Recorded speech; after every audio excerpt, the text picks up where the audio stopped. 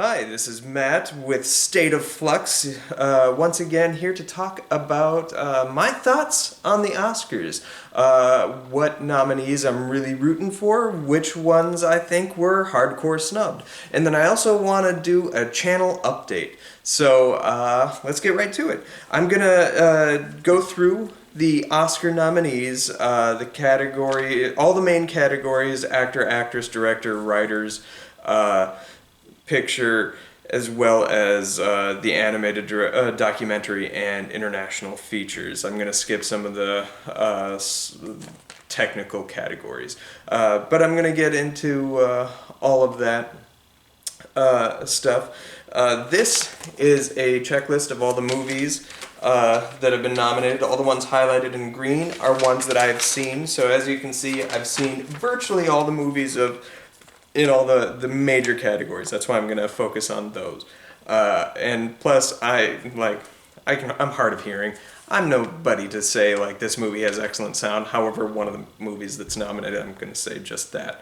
But we'll get down to it. So let's start up front. The Best Picture nominees this year are The Father, Judas and the Black Messiah, Mank, Minari, Nomadland, Promising Young Woman, Sound of Metal, and The Trial of the Chicago 7. So this is an interesting year in that we didn't have a mass release of films like every other year. Pandemic sort of halted everything in the world, movies included, and the movies are just now beginning to like slightly recover from that. And I think that helped a lot of these movies because the movies that did get released weren't big giant superhero movies with like all sorts of action and all that kind of stuff, or even big budget Oscar contention films. What we got was a lot of small scale stuff, and this year movies that in any other year would have no shot at getting nominated ended up getting nominated, and I think that's really kind of cool. However, I do think that the quality of films released in 2020 was generally kind of like meh, and the nominees that we have kind of read meh skewing good rather than like 2019, 2018, 2017, most of the nominees that we got were all like, holy crap, there's only like maybe one or two weak sauce movies in that whole roster of 8 or 9. The only of the 8 nominees that we got, I've seen them all. Some of them I really get, and I think they deserve their nominations. However, I wouldn't necessarily put it on my top 10 list. Nomadland is a good example of that. I really quite like that film, but I don't know if it would land on my Best Picture. The 2 movies that warrant their Best Picture nominees and should win, but probably won't, are Promising Young Woman and The Sound of Metal. Both of these movies, I think, are genuine masterpieces. Sound of Metal is an experiential film that is so stunning in its sound work. I know, just contradicted myself. I'm a flawed protagonist here. But anyway, The Sound of Metal is just a stunning work of like dramatic narrative. It really pulls you in. It puts you in the experience of this character as he's a heavy metal musician who suddenly loses his hearing. And there's good sections of the movie where you're kind of immersed in that. You can't hear. You're only able to hear what he is, which is this just muffled drowning out of sound. And Riz Ahmed just is extraordinary in that role. It's a stunning film, and one that I think you should see. Then there's Promising Young Woman. This movie is genuinely a masterpiece. I think the screenplay itself is the strongest screenplay written in the past 25 years, easily hands down, without question. And it should win Best Original Screenplay, and it probably won't. But we'll get to that in a little bit. This movie is sort of takes the a realistic spin on the feminist revenge thriller format that was popularized in the 70s with films like I Spit on Your Grave and to some extent Last House on the Left and stuff like that. And gives kind of a realistic turn, but also has a lot of really genuinely important things to say about rape culture and media presentation, and it's like I cannot sing the praises of this film any higher. It is genuinely one of the best movies I've seen in ages. So those are the my two picks for Best Picture. Nomadland, I think, will take Best Picture, or potentially Minari. Minari's another one.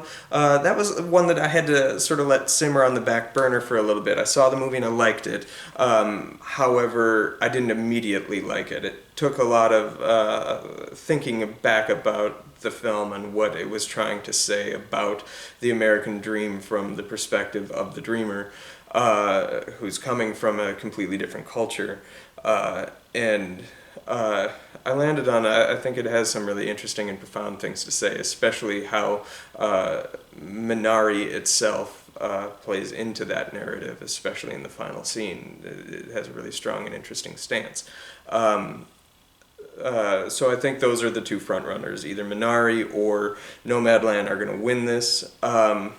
The big snub for this category, I think, is easily Da 5 Bloods. And I think that there is a very specific reason why it did not get its nomination.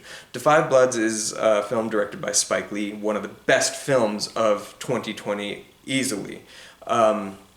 Incredibly well written. It's an action film that's got some visceral action, but it played into social commentary of the Trump era really spectacularly. And it is, as a Spike Lee film, he delves into issues with race and the black experience during the Vietnam War and how that's contextualized now, going back into Vietnam. This film features one of the great final performances of Chadwick Boseman. He's fantastic. Delroy Lindo as well. I'll touch on that a little bit later. But I feel like the only reason this film didn't get nominated is, even though Spike Lee really puts a heavy emphasis and focus on the black experience during this war, what it fails to do is examine the cultural racism that's inherent with how we vilify our enemies during the Vietnam War. There's a lot of Asian hate in the film, and the film uses that frequently, but I don't think it condemns it the way it should. It becomes kind of nationalistic in that sense, which a lot of American war films tend to do. And with what's going on right now politically in the forefront on how the hatred towards Asian America has really ramped up in the past several years, really. I feel like that might have been the one thing holding it back. That said, that doesn't detract from the qualities that film does have. Da 5 Bloods is a genuinely fantastic film, even though it might be flawed in that respect, as are almost all war movies. But I do urge you to give Da 5 Bloods a chance, but see all these movies. The only movie that I really would have taken off this list for a Best Picture nomination, I think, is The Trial of the Chicago 7. It's not a bad film, but it just doesn't really work for me. I think that's Aaron Sorkin is a phenomenal writer, but this is easily one of his worst films, and I don't think it's because of screenplay. I think it's because he's not a solid director yet, and I think he's getting there, and I think in a few years he will earn like a Best Director nomination because he's learning his craft, but he nails the screenplay. The picture itself is a little flat. Judas and the Black Messiah also didn't wow me as it probably should have, but I think that's more in terms of my interest base. That film kind of plays like The Departed, and I hear a lot of people making that comparison, and that's another film I didn't really like. I just don't really like that style of storytelling. So that's on me. All right, moving on to Best Director, we have Lee Isaac Chung for Minari, Emerald Fennell for Promising Young Woman, David Fincher for Mank, Chloe Zhao for Nomadland, or Thomas Vinterberg for Another Round. I think that this is a clear-cut winner with Chloe Zhao for Nomadland. I'm sorry if I'm pronouncing that wrong. Or potentially a dark horse would be David Fincher for Mank. Now, Mank is a film that I was also not really particularly blown away with. However, I think the craft in that film is exceptional. And David Fincher's put in many years, many decades of good hard work, and this might just be his let's give it to him Departed style with Scorsese. However, I think it would be kind of shocking if Chloe Zhao didn't win. Nomadland is stunning film in how it's presented, and it immerses you in this very real world, gritty kind of feel as you're following like this vanner who's just driving around like a nomad, and it's pretty impressive work. But the stunning photography, the performance she extrapolates from all of the people in front of that camera, it feels like a documentary, even though it is a fictional narrative, and that is something incredibly impressive to me. So I think she's got it. The snub, so the one that I would just lift right off of this, where I don't really get why they got the nomination, is Thomas Vinterberg for Another Round. Another Round is a great movie. I will talk about that one in a little bit. However, I don't see where the impressive direction came from. I would replace him with Andrew Patterson for the film The Vast of Night. Most people have not seen this film. This is available streaming on Amazon Prime, and it's a soft sci-fi film, very like an ode to the old 50s style Twilight Zone episodes. And it is so thrilling with its camera work, even though this is a piece of science fiction film where there's no there's not a single scene of action. It's not anything like that. However, it is incredibly captivating and thrilling just based on how the camera acts as a character in this film. There are great sweeping panning shots where the camera is just floating through the city until it lands on the character it needs to land on. The performances in the film are also exceptional and should be highlighted. This film, if anything else, just see this film for its great direction, and also if you like sci-fi, soft and or hard sci-fi, I think you'll really appreciate this film as I did. Best Actor, we have Riz Ahmed for The Sound of Metal, Chadwick Boseman for Ma Rainey's Black Bottom, Anthony Hopkins for The Father, Gary Oldman for Mank, and Steven Yeun for Minari. These are all relatively strong performances. This is a year where if Chadwick Boseman does not win, I think it's going to be a criminal act. He gives the performance of his lifetime, and it's not just like a pity performance or pity nomination based on his unfortunate passing. This is just like such a good performance. He is incredible in a movie that's not very good. I have hardcore complaints about that film, but he is amazing in it, and he deserves his Oscar for that, even if it is posthumously. The only other person who I think gives like an almost equal performance is Riz Ahmed from The Sound of Metal. He is great. However, the other performers in this are really good. The only one that I would lift is Gary Oldman from Mank. It's a fine performance, but nothing different really from what we've seen before. And who would I replace him with is Ben Affleck in the film The Way Back. The Way Back looked like it was going to be one of those sports movies where you have the drunken coach who writes his life and takes his team to victory. That's kind of how the movie was sold, and that is not at all really what that movie is. It is a grim and like incredibly personal portrait of a man struggling with alcoholism and using this team to try to try to make himself better, but that's not necessarily how life goes. And Ben Affleck, who I think is an incredibly underrated actor, who has given performances that I would have given nomination to in the past. His, I think, strongest performance was in the film Dogma. Even though that movie isn't a spectacular movie, he is spectacular in it. This is easily, without question, hands down his best performance. It is raw portrait of alcoholism, and I think it was a strong catharsis for him to make this film. I urge you to see The Way Back. It's a much better film than it was marketed as. And there you have it.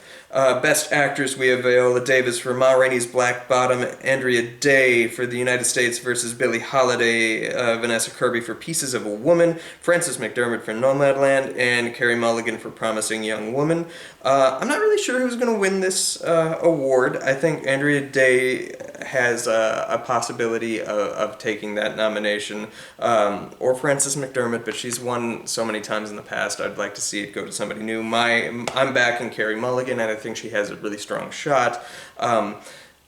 I probably would have lifted Frances McDermott out of this category. Not that she didn't give a great performance, it was just she didn't wow me as she has with other performances in recent years, even. And I would replace her with Jessie Buckley for I'm Thinking of Ending Things. That film is another very experiential film about... it's hard to explain what that film is about. My interpretation of that film is it's a person's slow descent into what is like going through Alzheimer's. 10 different people could watch that movie and take 10 different readings of what that movie is. To me, I think it's a very experiential film where the main character is suffering from Alzheimer's. And Jessie Buckley gives just like a wow-worthy performance. Highly recommend that film. Highly recommend her performance in it. Best Supporting Actor, we have Sacha Baron Cohen for The Trial of Chicago 7, Daniel Kaluuya for Judas and the Black Messiah, Leslie Odom Jr. for One Night in Miami, Paul Raci for Sound of Metal, and Lakeith Stanfield and Judas and the Black Messiah. And this is where it gets weird, because the snub in this category definitely comes from the fact that the Academy, for whatever reason, read that Lakeith Stanfield is a supporting actor in Judas and the Black Messiah, when clearly he is the main character of that narrative. Excellent performance. He deserves a nomination. He deserved it probably for the Best Actor category. Not dissatisfied that he's nominated here. He is great, as is Daniel Kaluuya. This is Daniel Kaluuya's year. He deserves his win. He's given great performances in the past. Just watch his Black Mirror episode, which I think is the second episode of that whole show. He is a stunning actor, and he gives such a kind of laid back but powerful performance in Judas and the Black Messiah. They're both fantastic. Sacha Baron Cohen also gives a nice dramatic turn with some comedic flair in Trial of the Chicago 7, and he's quite good as well. Paul Raci is the person that I'm backing. He is so good in The Sound of Metal in such an understated performance. The one I would lift out of this category is Lakeith Stanfield. Throw him over to the Best Actor category, and to replace Gary Oldman's Mank, and replace him with Delroy Lindo from Da 5 Bloods. He gives, next to Chadwick Boseman, the best performance of 2020. Maybe one of the top 5 performances of the past 5 years. He is incredible in that movie. You walk away from that movie, and all you can think about is how incredibly committed to that performance Delroy Lindo is, and that must have been a very, very hard performance to give, being a Trump-supporting black man stuck in Vietnam, unable to let this war go, even though you're 40 years beyond it. And it is such, I was wowed, and I was the moment that movie ended, I was like, well, he's won. He's got his best Best Supporting Actor nomination, he's going to take home that gold. And the fact that he didn't even get nominated breaks my soul into 1,000 little Horcruxes. So anyway, I am a broken man over that. Check out The Five Bloods. It is fantastic because of Delroy Lindo's performance, as well as the other actors that surround him. As I say, Chadwick Boseman also does have a very lovely performance in that film as well. Alright, moving on to Best Supporting Actress. This one is another one where it gets a little kind of confusing. Maria Bakalova for Borat's subsequent movie film. Glenn Close, Hillbilly Elegy. Olivia Colman, The Father. Amanda Seyfried, Mank. And Yuh-Jung for Minari. Who do I think is going to win this category? I think is Yuh-Jung for Minari, and if she doesn't win, I will be gobsmacked. She is the takeaway of that movie. She is so good and so powerful and gives really two incredible performances in that movie that left me wowed. Amanda Seyfried could be a dark horse. She gives a performance unlike anything I've seen before. She's a much better actress than most people give her credit for, thinking of her as the girl from Mean Girls. She was in a film called Lovelace in, I want to say, 2012, and she was incredible in that. I thought she deserved a nomination that year. And I'm glad she got a nomination this year for Mank. She was the highlight of that film for me. Maria Bakalova, I also would have thrown a nomination to in the Best Actress category. The fact that they consider her a supporting actress in that is kind of strange. I think it's kind of because Borat is your central figure based on the previous film. But this film, like clearly Borat's subsequent movie film, was set out to be a feministic examination of America today in its original incarnation when they started to make this film. And the whole movie is about her. She is the focus of Borat's subsequent movie film, at least in its initial incarnation. And I would throw her in a Best Actress nomination without question. She stole that movie from Borat, which is really like all eyes were on her, and that's kind of amazing from this relative newcomer. I'd never seen her before, and I think she's only done a few films in her native home country. This was her first major role, and she is incredible in it, and I actually kind of want to see her pull away that victory. If it doesn't go to Yoon, I hope it goes to her. However, the one that I definitely would lift out of this is Glenn Close for Hillbilly Elegy. And I would replace her with Neve Campbell in the film Clouds. Clouds is a Disney Channel movie based on the Zach Sobiech story, and it's a fine film. It's it captures the essence of that story quite well. Neve Campbell plays Zach Sobiech's mother, and plays it in kind of an interesting way. She imbues so much strength into the character of the mother in that film, while also playing it with a strong sense of vulnerability, which Neve Campbell really kind of has been able to hone since her Party of 5 Days or the Scream films or any number of the independent films she did in the mid to late 2000s. She's always been an incredibly underrated actress, and I thought she gave one of the most memorable supporting performances of 2020 in a film that is relatively unremarkable. Like, it's definitely good and tugs at the heartstrings, but she was my big takeaway from that film. So I'd throw Neve Campbell a nomination. Best Original Screenplay: Judas and the Black Messiah, Minari, Promising Young Woman, Sound of Metal, and The Trial of the Chicago 7. All of these screenplays, every single one of them is very good. Promising Young Woman, easily hands down, without question, is the best screenplay of the bunch, and it has so much to say that is relevant to everything that has happened in the past few years from the Me Too movement forward, but has been relevant for many, many, many decades beforehand. This movie is important. This movie should win. It's going to be criminal if it doesn't win, and I don't think it will, because I think Minari or Trial of the Chicago 7 are going to take it away, and that's going to break my heart. I would lift out of all these nominees, Judas and the Black Messiah, and place Palm Springs, which is a Hulu original.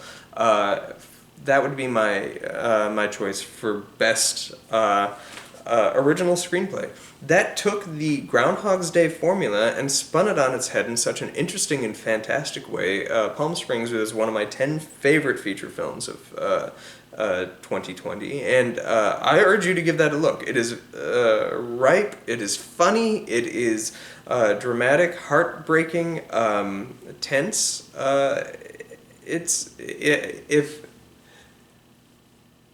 it is the best knockoff Groundhog's Day that there is out there. And I don't want people to have that be the takeaway. Palm Springs is a much more important movie than that in my eyes. But that's how people are going to see it, and I'm assuming that's why it didn't get its nomination. Best Adapted Screenplay, we have Borat's subsequent movie film, The Father, Nomadland, One Night in Miami, The White Tiger. Nomadland is almost definitely going to win this. There's a small chance that One Night in Miami could pull this win and would be a deserving one. Borat is kind of weird for me because Borat is a film where they just drop these characters into real world scenarios and then let a film formulate around it. Borat 2, don't get me wrong, is a much better movie than it has any right to be. It started off being sort of like his commentary on feminist society in 2020. And that movie could have been good on its own, and I think the movie still lands with that message being quite good. But when the pandemic happened, he was able to capture magic that you would never have been privy to, and it is going to be a perfect encapsulation of America during the pandemic in its early stage. And I'm so glad that this movie happened. It is, I think, a considerably better movie than the first Borat movie, even though it's not quite as funny.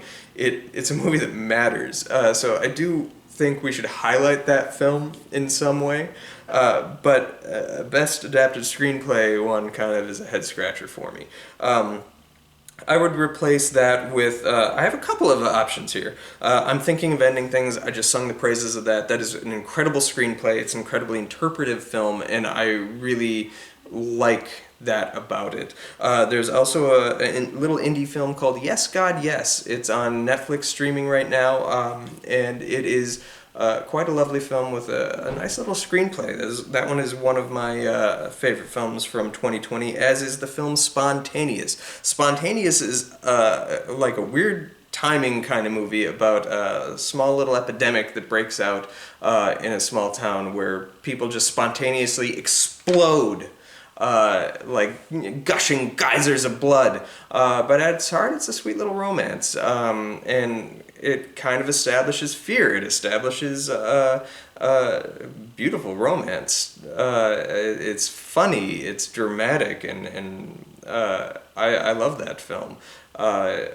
So check that one out. My last option would be The Invisible Man. The screenplay for The Invisible Man is fantastic. I did not love that film as a lot of people did. I think Lee Wynell, as good of a writer as he is not a very good director, and so the movie itself didn't land for me, even though it has a strong performance. But the screenplay and what it's trying to say about the female experience in stalking culture and stuff like that is pretty powerful. And using that through the mythos of the Invisible Man was a very, very powerful move. And it's a as a screenplay, a page turner, and I highly recommend it. Animated feature, we have Onward, Over the Moon, Shaun the Sheep movie, Farmageddon, Soul, and Wolfwalkers. Most of these deserve a nomination. I think Soul is going to win. There's a small chance Wolfwalkers will walk away with that. I want to stress that I think Soul is my favorite movie of 2020. Wolfwalkers is very, very good. Onward is a fantastic Pixar movie, and I like how it used some subversive techniques, especially in the final act of the film, which some people it didn't land on. For me, it was the emotional conclusion that I was not expecting but really quite liked. Over the Moon is a lovely film streaming on Netflix. Check it out. It is fantastic. I'm super glad it got a nomination. Shaun the Sheep is weird. And I would lift that and replace it with Crude's a New Age. Crude's a New Age up until Kong versus Godzilla, or Godzilla versus Kong rather. Crude's the New Age carried the pandemic. That is the biggest money-making film released. It's also quite good, infectiously charming, and it's genuinely funny. It's super colorful, gorgeous film, and even though it's not quite as good as that first Crude's movie, which I think is an underrated gem, it's still really good. I watched that movie 6 times with my daughter, and it hasn't gotten old, and that's kind of rare for especially a kid's film. So I would have thrown that one nomination, no questions asked. All right, jumping ahead to the final couple categories here, we have documentary feature. The films are Collective Crip Camp, which is on Netflix right now. Collective is on Hulu. The Mole Agent, My Octopus Teacher, and Time. I have not seen Time, so I can't comment on that one. My two posits for this film, I think Crip Camp is probably going to win it, or possibly Collective, but Collective has a lot of really interesting things to say about the whistleblower culture and how that is very important now. So I'm going to stress that. It's a very hard film to watch, though. The Mole Agent is a film from Chile. It's on Hulu right now, and I think you should watch it. It has excellent commentary on how society treats people who they have believed to age out of relevancy. You're following an 80-year-old man who goes undercover into a nursing home, and with the hopes to expose criminal activity going on in the nursing home. And what you find out is a little more interesting societally. And it is a lovely film. Beautiful, adorable, cute, funny, and heartbreaking. And I can't stress enough how I think that movie should win. And I love it. My heart goes out to My Octopus Teacher, which was in my top 5 favorite movies last year, in the number 4 spot. My Octopus Teacher is about a man who is befriended by a young octopus early in the octopus's life. Octopus only live for about 300 days. So you follow this journey and this friendship over the course of about 300 days in the life of this octopus. And it is so heartwarming and beautiful and haunting and sad and tragic and wonderful and delightful, and it brought me to tears multiple times. And I cannot stress how amazing that movie is. And one word alone, the photography. It has some of the most stunning photography. This movie is, in my eyes, perfect. So I think you should stop what you're doing. If you don't listen to me on any other movie, watch right now My Octopus Teacher on Netflix. It is so good. Last but not least is Best International Feature. We have Another Round from Denmark, which I think is going to win the Oscar. It's quite a good film. Better Days from Hong Kong, which is streaming now in PVOD. Collective, which is on Hulu. The Man Who Sold His Skin from Tunisia. And Kuvadis Ade from Bosnia. I haven't seen those last two. That said, I think Another Round's Got It is a very interesting movie where 4 college professors professors, I don't know if they're college, I think it's college, who embark on an academic study of not letting their blood alcohol level drop below 0.05 for a whole year and see how it improves or leaves flat their social life, their academic life, and their overall mental health. Taking after like Hemingway. It's a really interesting film that skews funny at times, incredibly hard to watch at others. Between this film, though, and The Way Back, I think The Way Back hit for me way harder, so I think that stole some of the strength this film had to offer. Still, Another Round is quite good, and it'll probably win its Oscar. What I would replace these with, I don't know, having not seen the other two, I can't say I'd replace either of them, but Cuties is a film that got a lot of like hubbub on the internet because of how it sexualizes young girls. It's following a bunch of 10-year-old cuties in France who are in school, and if you were outraged by the provocative imagery or the things these girls were doing, that's the point. You had the correct response. You just harnessed it in the wrong way. The whole movie lands on the fact that that is a problem, but it's a problem created by our own society.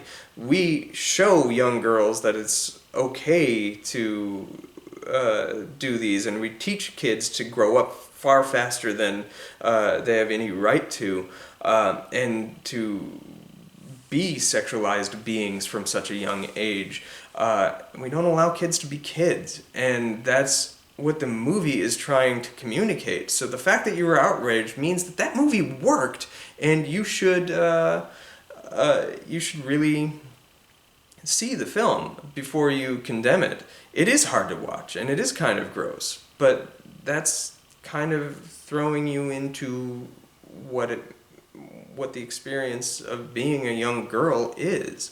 And I thought the movie was stunning. I thought it had a lot of really interesting things to say, and incredibly strong performance from its lead actress. Her name's Faithia. Her last name escapes me, but exceptional movie. I really liked Cuties. That one's on Netflix. Ignore the negativity and see it for yourself.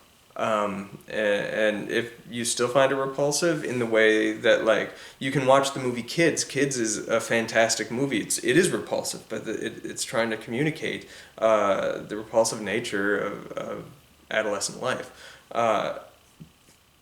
in societal terms. So anyway, check it out. Those are my thoughts on the Oscars, the biggest, my predictions of who's winning, and the biggest snubs. Channel update.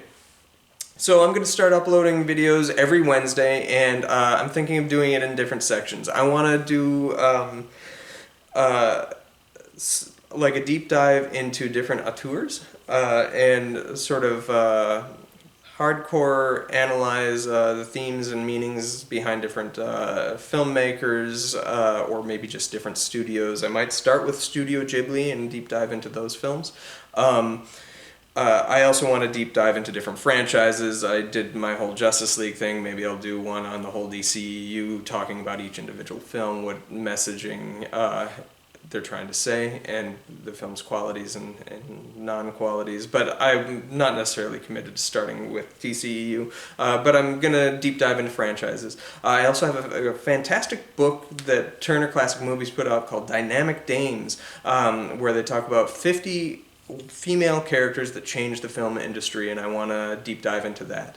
And so I'm probably going to do that. I let one of my disciples borrow this book, so once I get this book back, I'll be able to do that.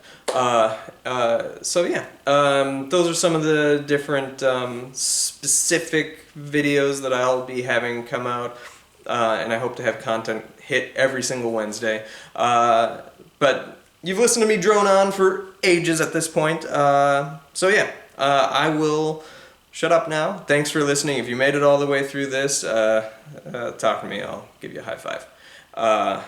And let me know in the comments below if there's any movie you want me to review, or anything. I will also be throwing up, not only on Wednesdays, the serialized content that I just talked about. I also plan on reviewing every major movie that I get a chance to see, and maybe some that are more hidden gems. Anyway, thanks for listening. You have a good one.